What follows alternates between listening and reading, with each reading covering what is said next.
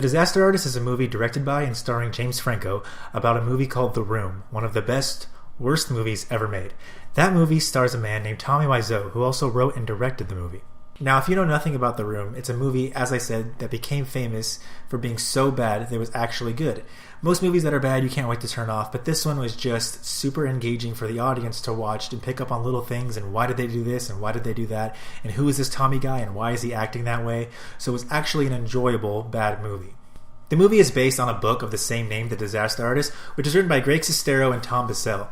Greg Sestero is the co-star of the movie, The Room, and he told his experiences and story of the making of the movie, and this movie follows that book. When I first heard that they were going to make a movie about The Room and the sort of behind-the-scenes stories that went along with it, I was really curious on how they were actually going to portray the story and portray Tommy and all of that. How they would actually make him someone you'd want to watch on screen rather than just being this, really weird and eccentric guy. And I was really surprised about how they were able to pull that off. First of all, they portrayed Tommy as somewhat of a sympathetic hero and actually someone who is fearless. He is taking acting classes and he really doesn't care who watches him, who sees him kind of go all out and just full on be expressive and do kind of whatever he wants to do.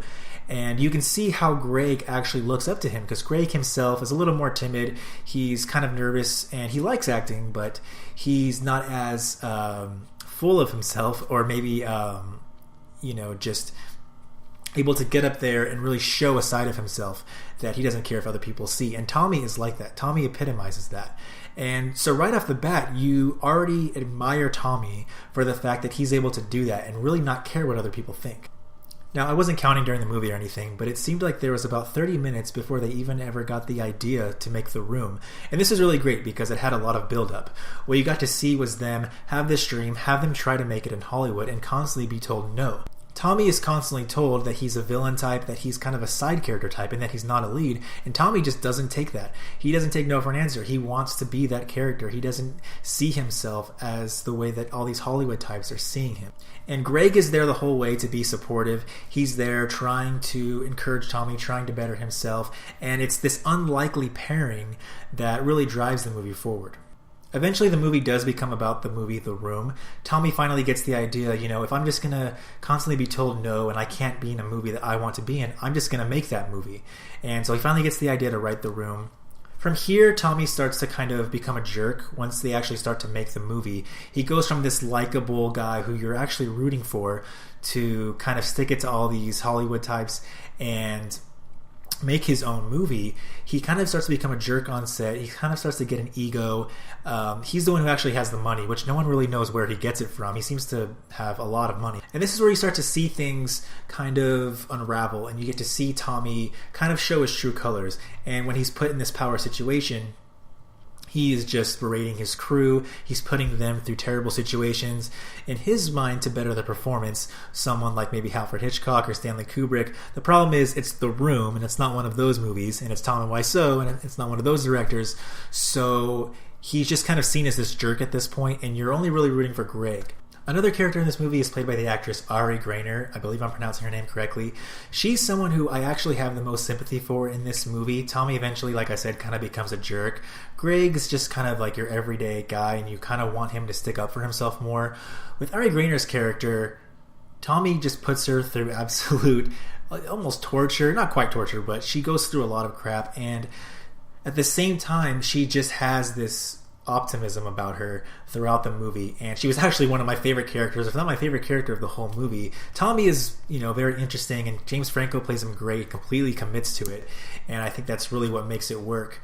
But for her, she actually, like I said, came across as the most human and the person who you were actually rooting for throughout the movie, but she's just kind of a side character. Other actors in this movie include Seth Rogen and Josh Hutcherson. Both of them do great. There's also a role played by Zac Efron, who I didn't even know was him at first. It completely took me off guard. There's this character who is taking his part way too seriously, probably even more seriously than Tommy Wiseau takes his part. And he's getting really into character, and I was like, I had no idea who that guy was. And when I found out that he was Zac Efron after that, I was completely surprised.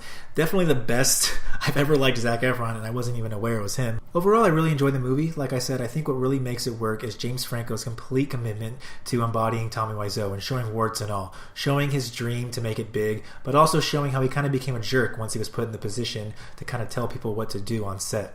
I did have a few small nitpicks that keeps this from being a perfect movie in my mind. Again, these are really small things, but there's a few plot points that they don't actually address or ever come back to. The first one is Tommy and Greg's relationship. It seems sort of weird how at a certain point Tommy starts to seem somewhat possessive of Greg.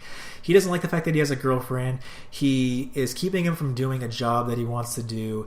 And it kind of turns into this, like I said, kind of creepy relationship where you're wondering what someone's motives might really be. And by the end, that never really gets resolved or answered. At the end, you just sort of see how people react to the movie once it finally comes out. And Greg and Tommy just seem to kind of be cool at the end. And I just kind of wanted to actually go into that a bit more. What Greg finally confronts Tommy about at the end doesn't have anything to do really with what he's been doing to people so much as it is like who he is, you know, where he's from, where he gets his money, things like that. And it just wasn't as satisfying as actually getting into maybe why Tommy doesn't have a girlfriend or why he's so possessive over Greg. And I just wanted that to be explored more, and they just kind of left it. Another small thing that they don't really come back to, there's a scene in this movie where Tommy decides to film a scene for The Room. And instead of using 2 guys from his crew, he uses 2 new guys. And I thought this was going to lead to some sort of confrontation with the other guy saying, hey, why'd you use them instead of us? I thought it was going to lead to a blow up. And unless I missed something, it never really happens. By the end of the movie, the 2 guys who were originally part of the crew are just there, and they're in the audience just like everybody else. So I'm guessing this was something that happened in real life, and it was something in the book that they stuck to, but nothing ever really came of it, and it almost seemed kind of pointless to put in there. Those are just some really small nitpicks. It was just things that I thought they were going to address, and they didn't really address. Overall, I give this movie 4.5 out of 5 Tommies. Thanks for watching, guys. Be sure to check out some of my other movie reviews and some of my other videos, such as Blu-ray updates. I give away a lot of digital codes, so be sure to subscribe and turn on the bell for that. Thanks for watching, and I'll see you guys next time.